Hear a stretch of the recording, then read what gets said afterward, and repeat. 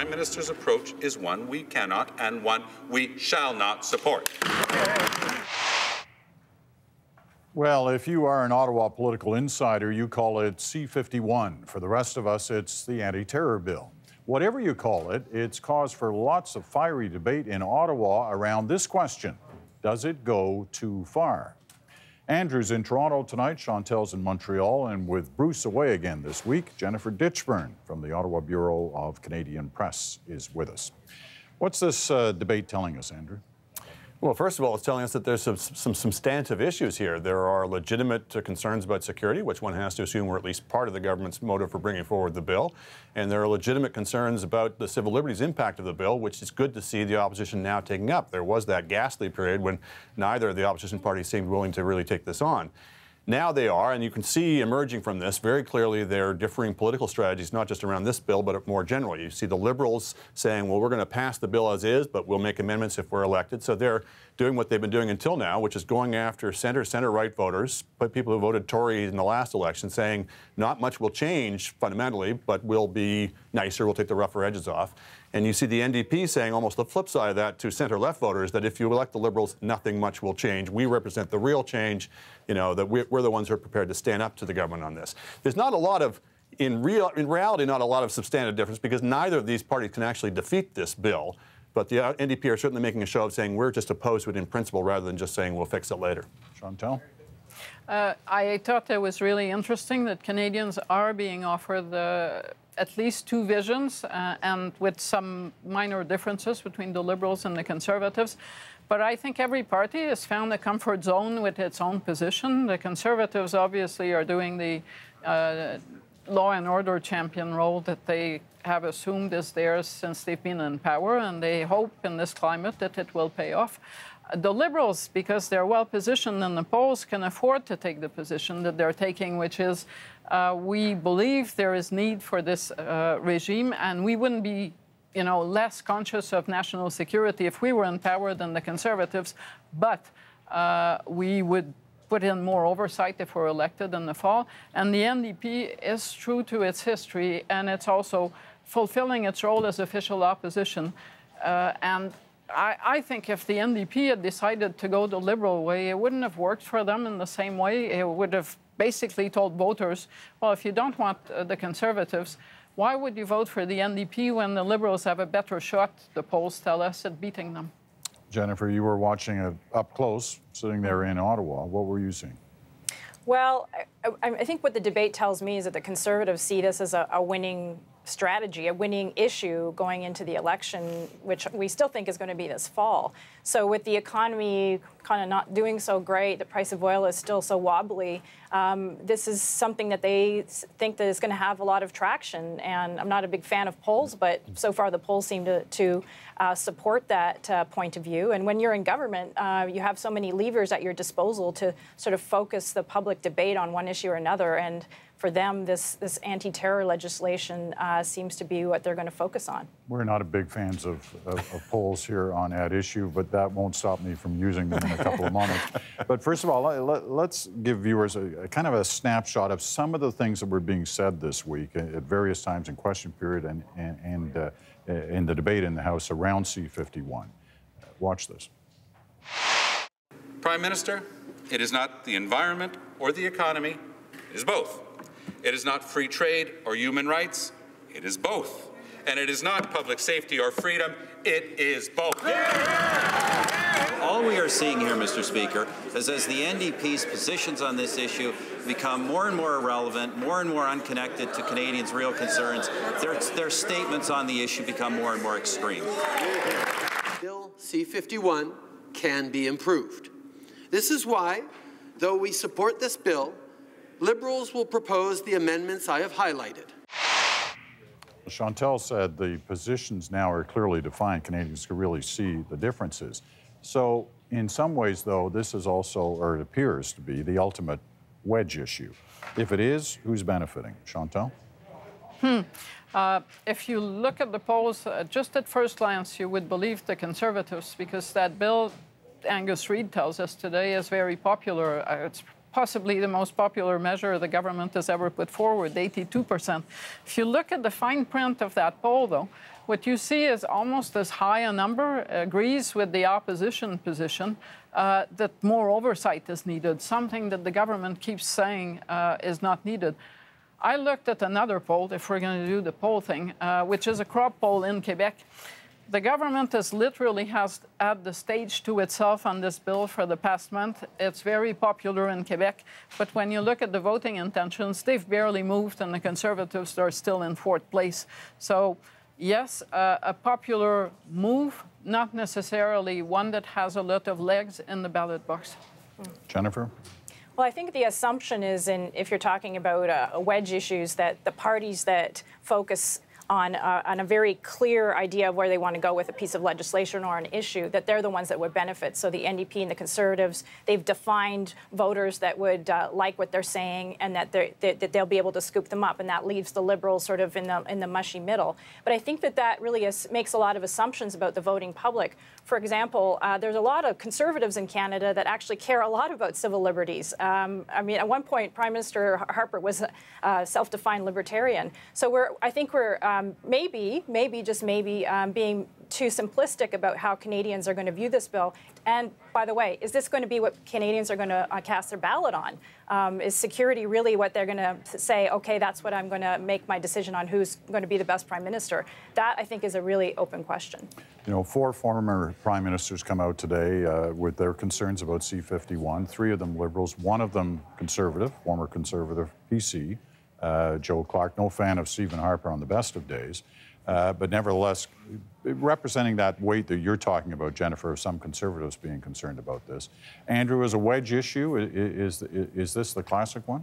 Well, unaccustomed as I am to commenting on polls, Peter, they are, of course, snapshots in time, and I think this is going to be played out over many months. I agree with Jennifer that while you would at first glance say the party in the middle, in the mushy middle, quote unquote, is going to have some difficulties on this, I think there's opportunity for this in the Liberal Party as well over the next few months. I think they start from a position of disadvantage coming out of the ISIS debate where they didn't look very good. But if they can make clear that they take seriously the security threat, that they're not, quote unquote, soft on terrorism, if they can appear sensible and moderate and statesmanlike on this, of yes, we take seriously the dangers of terrorism, but this bill is overkill, here's how we change it, and they're going to have to tell us very specifically how they change it. I think there's opportunity for them in this as well. All right.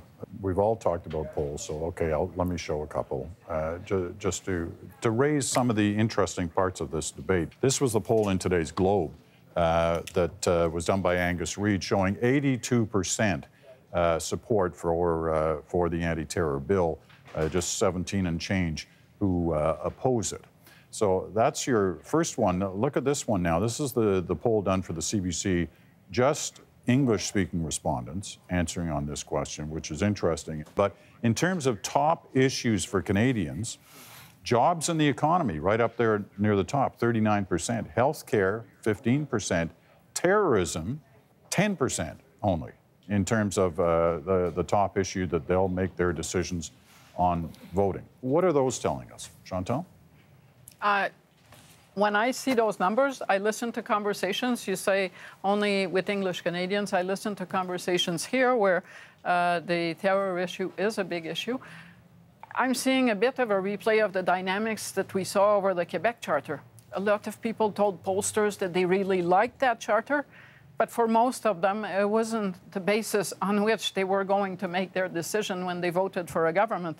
And the proof is that the people who played up the charter and thought they had a winning card are now looking for a new leader in opposition. So we focus on this really closely. I suspect every party has played its card, the opposition parties, in such a way as possibly to neutralize the issue. And I believe that the Liberal position on that has gone a long way to throw a wet towel on the Conservative strategy. Jennifer?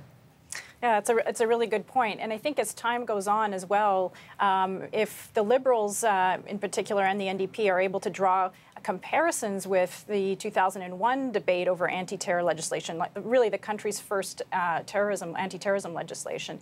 At that time, just consider this, there were 80 witnesses at the Commons Committee and 60 witnesses at the Senate Committee, and the Minister of Public Safety, Anne McClellan, sat down at the Commons Committee and said that she was open to some discussion or amendments on a sunset clause or sunset clauses, which eventually made it into the bill. So as time goes on, if the Conservatives aren't able to slow down the pace of the legislation going through both houses, and people are able to listen and see what's happening, and if the opposition parties are able to say, you see, they're not willing to listen to anything, they're not willing to make any amendments, and they're not willing to talk in a mature way about this bill, it could very well shift public opinion. I mean, I'm just guessing, but I think that then the Conservatives might not have as much control over the issue as they do now. Andrew? I'd like to see a poll, first of all, of how many people could tell you thing one that's in that security bill among the 82%. That's always the case, right? So that, again, take that with a grain of salt. But also these broad aggregate polls on what's your most important issue don't tell us a great deal, because different issues will have different degrees of traction with different groups of voters. We've already seen, Chantal alluded to it, that the security issue may have more legs in Quebec perhaps than in other parts of the country, unusually for those kinds of issues. And secondly, what people say is the big issue for them may not be the issue that actually moves their vote. Every poll I've seen always says healthcare. It puts it at or near the top. I can't think of an election that was decided on healthcare. You can lose on healthcare, but generally speaking, you can't win on these issues. The parties try and just neutralize their differences by the time the election rolls around. So, oftentimes we don't find out what the issue that is moving those crucial swing voters is until the campaign gets underway, and these things pop up out of nowhere sometimes. Do you think that, because we've witnessed it in the past, and we witnessed it last year on a different bill, where the government took so much heat that it eventually adapted some of the legislation? Have we reached that point, or can you see that point? Are any Conservatives talking, Jennifer, on the back benches even, that they may need to adapt this bill to address concerns like the oversight concern? I haven't heard of any. I've kind of assumed that the discussion has already happened around the cabinet table before the legislation was put forward. I mean, there are libertarians still in that caucus. I confess I don't know whether they had any sway over the legislation as it is now. I suspect where you might see some concern coming internally within the Conservative Party is the messaging around the Muslim community and towards different Canadians of different religions, and whether that's going to damage them going forward into the election. Tell us more on that. Well, I mean, I find it very interesting. We're talking about the anti-terror legislation, but if you look about the messaging, the Conservative messaging around the periphery of the anti-terror legislation, you wonder what they're sort of getting at. I'll give you one example. So the Charlie Hebdo attacks took place on January 7th. On January 14th, on the Conservative Facebook page, which I think they think is a very powerful tool, they posted a pitch on barbaric cultural practices. So it leaves you wondering, and there were a lot of comments left up on their Facebook page with certain Canadians making very anti-Muslim comments. They were left up on the Facebook page for weeks and weeks, dozens of them. And so you wonder why put up such a message right in the wake of the Charlie Hebdo messages. This week we have the Minister of Immigration talking about women wearing the hijab at citizenship ceremonies, not just the face covering niqab. And so I think that sort of left a lot of, I don't know how, sort of a cloud of rhetoric around the Muslim community, and no statement from the Prime Minister, such as the one we heard from President Obama about inclusion and tolerance, and the fact that the government needs to work with the Muslim community. So you kind of wonder where that's going. I'm trying to be polite here. Mm-hmm. On the contrary, the Prime Minister came to Quebec to announce that the government would appeal a ruling that says you can swear the oath of citizenship wearing a niqab, and it was hard not to see that as a way to play on, they left the remnants of the charter debate here near Syria over Muslims, frankly, with one town, Shawinigan, refusing a permit for a mosque to open to a small community, as if being a Muslim was somehow dangerous to the city of Shawinigan. And the Prime Minister entering into that fray, rather than go the way that President Obama has gone, kind of sent a subtle signal of, I'm on your side on this.